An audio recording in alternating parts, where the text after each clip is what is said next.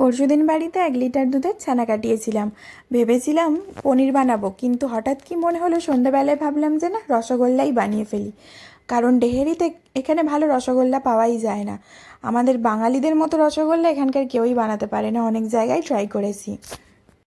রসগোল্লা বানানোর জন্যই প্রথমে ছানাটা কাটিয়ে লেবু দিয়ে তারপরে একটা ছাঁকনিতে ভালো করে জলটা ঝরিয়ে নেব। আমার যেহেতু একদম সময় ছিল না, কারণ ছেলে ঘুমোচ্ছিল, উঠে পড়বে, সেই কারণে গ্লাস দিয়েই চিপে চিপে জলটা বের করে দিয়েছি। তারপরে 1 চামচ ময়দা দিয়ে ভালো করে ঠেসতে হবে যাতে একদম মিহি হয়ে যায়। আর কড়াইতে একদিকে জল, চিনি আর যে যেমন এলাচ পছন্দ করো সেরকম এলাচ দিয়ে চিনির শিরাটা বসিয়ে দেবে। তারপরে এই যে ছানাটা যেটা রেখেছিলাম ওটা ছুরি দিয়ে সমানভাবে কেটে নেব। তারপরে রসগোল্লার সাইজে গোল গোল করে একদম সব রেডি করে নেব। চিনির শিরাটা ফুটে গেলেই তাতে একটা একটা করে রসগোল্লা ছেড়ে দেবো, একদম খোলা আঁচে টকবক করে রসগোল্লাগুলো ফুটতে দেবো। দিয়ে দেখো এই যে কি সুন্দর ফুলে গেছে।